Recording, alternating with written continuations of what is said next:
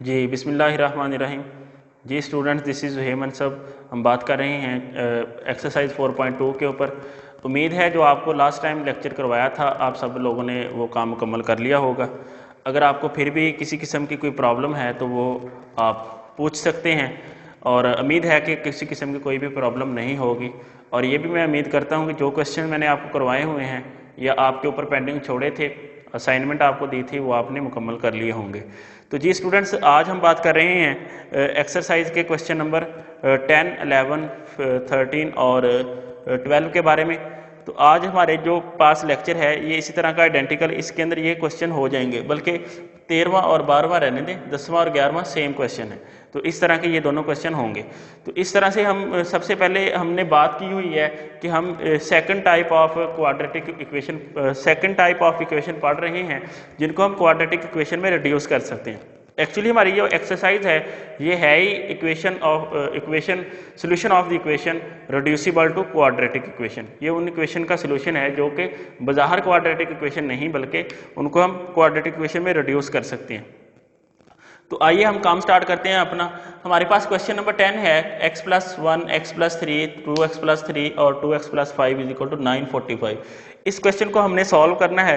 तो देखिए, सबसे पहले हमारे पास जो पहले क्वेश्चन होते थे उसमें हमारे पास x+a, x+b, x+c और x+d इज इक्वल टू 0, इस टाइप का क्वेश्चन होता था। तो इसमें हमारे पास ये कंडीशन फुलफिल करवाना होती थी कि a+b बराबर होगा c+d, ये कंडीशन हमारे पास होती थी। और इसमें हमारे पास जो x का कोएफिशिएंट था वो थ्रू आउट कितना था, वो 1 ही था। अब देखिए हमारे पास ये जो इक्वेशन है, मतलब ये जो इक्वेशन है x+1, x+3, 2x+3 और 2x+5 इज इक्वल टू 945, इस इक्वेशन में हमारे पास दो टर्मों के कोएफिशिएंट सेम है, वो 1 1 है, और दो टर्मों के जो कोएफिशिएंट है वो 2 2 है, मतलब 1 1 नहीं है। तो इस तरह के क्वेश्चन को हम किस तरह से सॉल्व करेंगे, तो हमने इनको भी अरेंज ही करना है इसी तरह से। इसके लिए खास तरीकाकार ये बताया जाता है कि आप सबसे पहले इन टर्मों को अलग कर लें, या फिर ऐसे हो कि इस टर्म का और इस टर्म का सम देख लें कि किस किस का आपके पास बराबर आ रहा है। अगर हम यहाँ से 2 कॉमन ले लें तो x+3/2 आता है, और यहाँ से 2 कॉमन ले लें तो 5/2 आता है।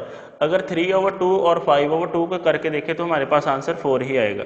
आपके पास भी यही बात है कि अगर इस तरह की टर्म में आ जाए तो आपने सम करके देखना है कि इसका और इस टर्म का सम और इस टर्म का और इस टर्म का सम बराबर आना चाहिए। तो चलिए काम स्टार्ट करते हैं। ये हमारे पास क्वेश्चन है। इस क्वेश्चन में मैंने इनको सबसे पहले अरेंज कर लिया। x+1 और x+3 को मल्टीप्लाई किया, x को x के साथ x² आ गया, x को 3 के साथ मल्टीप्लाई किया 3x आ गया, 1 को x के साथ मल्टीप्लाई किया x आ गया, और 1 को 3 के साथ 3 आ गया।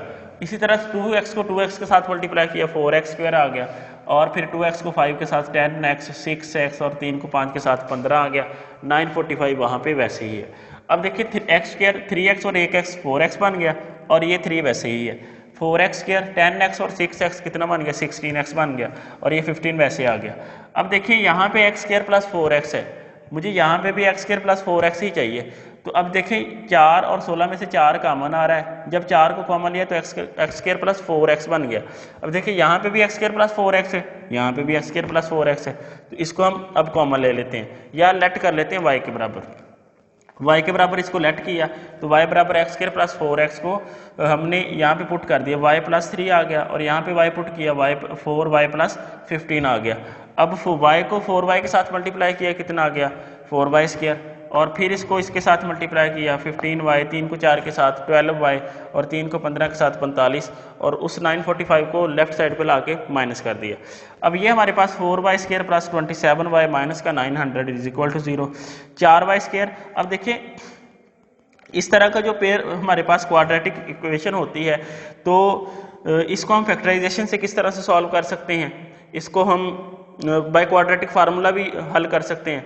तो अगर स्टूडेंट्स आपके पास कोई हल नहीं नज़र आ रहा है, आपको मुश्किल हो रही है पेयर बनाने में, तो आप इसको बाय क्वाड्रेटिक फार्मूला ही हल कर सकते हैं। ओके, अब हमारे पास ये इक्वेशन है, हमें जमा करने पर 27 चाहिए और ज़रब करने पर हमें क्या चाहिए, 900 को 4 के साथ मल्टीप्लाई किया 3600 चाहिए।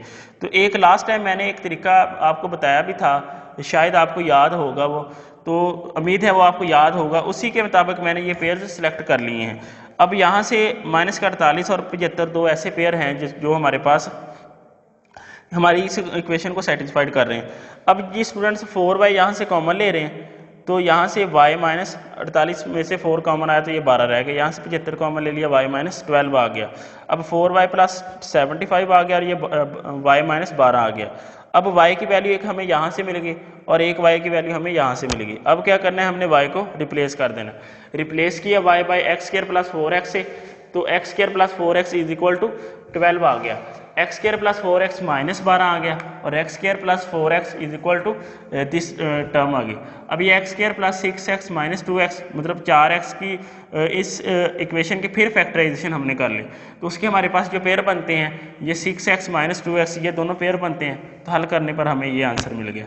इसी तरह से इस टर्म को हमने हल किया तो हमारे पास 4 के साथ सारी रकम को मल्टीप्लाई किया, 4x² आ गया। 4 के साथ यहाँ पे मल्टीप्लाई किया 16, यानी कि यहाँ पे हमने एलसीएम लेके 4 उधर जाके मल्टीप्लाई कर दिया, या फिर सारी रकम को हमने 4 के साथ मल्टीप्लाई कर दिया।